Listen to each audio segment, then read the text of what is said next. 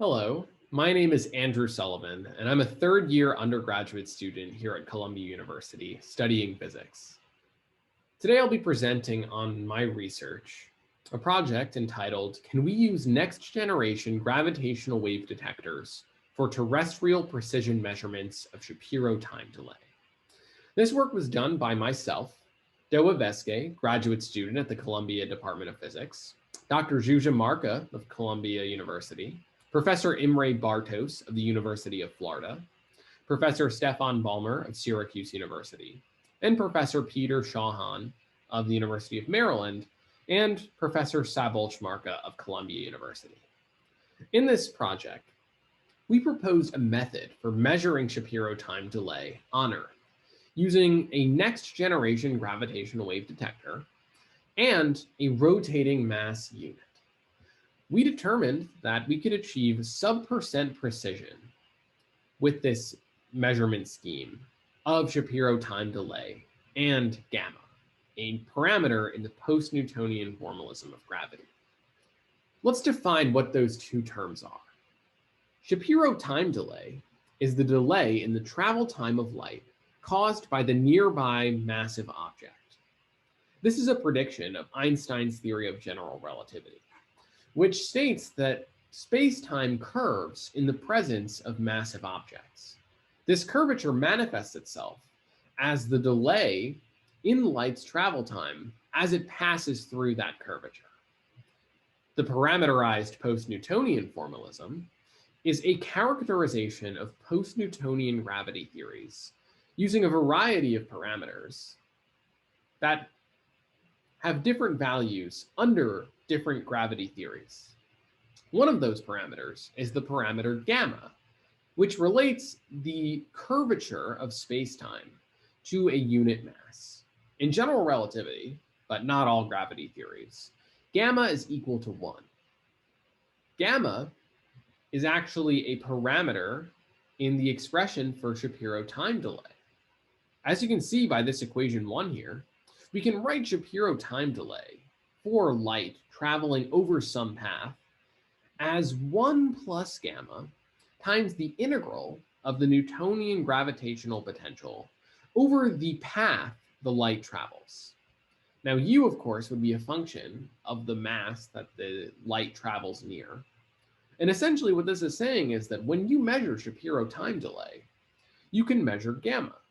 Consequently, measure the curvature of spacetime. In this experiment that we proposed, we considered whether we could measure this time delay using a next-generation gravitational wave detector and a rotating mass. Now, a next-generational gravitational wave detector is a detector that's currently being planned, one that has not been built yet, but hopefully in the future will be operational. The two that we were interested in determining whether we could observe the Shapiro effect were Cosmic Explorer and Einstein Telescope, labeled CE and ET. These gravitational wave detectors should be operational in the 2030s. They'll be 10 times more sensitive than Advanced LIGO, the current gravitational wave detector being used to detect gravitational waves at this point in time. We investigated to what extent this Shapiro time delay measurement could be made with these interferometers. The scheme for our setup is as follows. We would place a rotating system with two masses on the end, a rotating mass unit, in the center of the laser arm of one of these interferometers. Now, this here is a diagram of that situation. We have the interferometer laser arms, and in the center, we would place right next to it a rotating mass. The reason we would want a rotating mass is because gravitational wave interferometers are sensitive to time-varying signals. By rotating the masses, we're producing a time-varying gravitational potential that would induce a time-varying Shapiro time delay that should hopefully be measurable. We proposed 3 models for this RMU. Model A with 2.5 times 10 to the fourth kilogram end masses. That's what these black boxes represent, masses concentrated at the ends of the rotor. We wanted our Model A to spin at 25 hertz. Model B, we proposed, would have end masses of 1.5 times 10 to the fourth kilograms and would spin at 25 hertz. And then Model C, the most modest of our three models, would have end masses of 6,500 kilograms and spin at 15 hertz. It's worth noting quickly that this interferometer would actually be quite long, much longer compared to the rotating mass that is portrayed here. The rotating mass would only be about 3 meters in length, while these interferometers are kilometers long. In the case of Einstein telescope, these interferometer arms will be 10 kilometers long. And in the case of Cosmic Explorer, these interferometer arms will be 40 kilometers long. So this is a massive exaggeration of the size of this rotating mass unit. But the idea is just to show what this configuration would look like. So really, you can imagine a much smaller little box here labeled RMU that would be rotating and consequently producing Shapiro time delay for the laser light in these laser arms here. We then calculated the Shapiro time delay from our three models. That's what's plotted here on this left plot. The blue curve is the Shapiro time delay, periodic time delay specifically, for Model A. The red curve is the periodic Shapiro time delay of Model B, and the yellow curve is the periodic Shapiro time delay of Model C.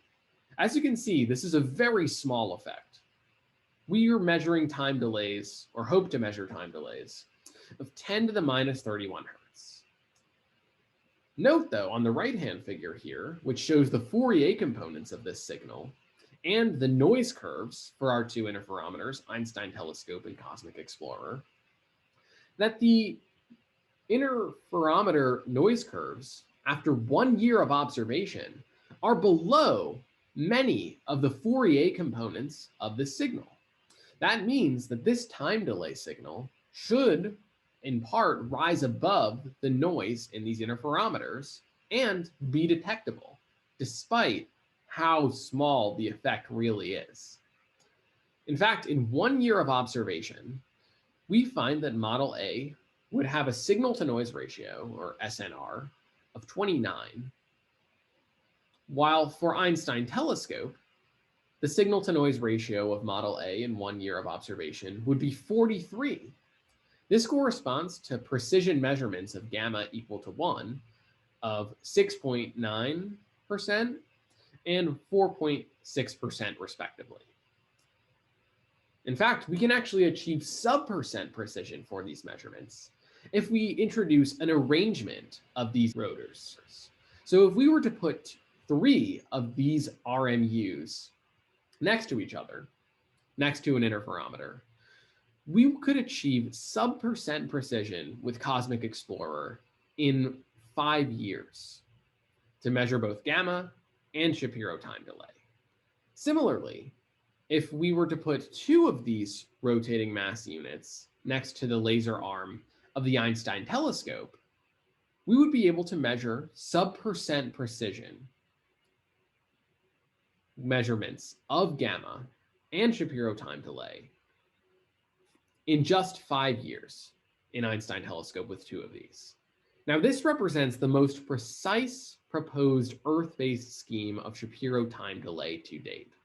Essentially, this has never been tried before on Earth. And it's exciting to be able, hopefully one day when these interferometers are built, to be able to measure space-time curvature and the correctness of general relativity here on Earth. This experiment, or rather prediction for this experiment, should be able to do that based on the calculations we did. And in fact, we wrote a paper on this project that you can check out if you're interested in. Thank you for your attention, and I hope you enjoyed.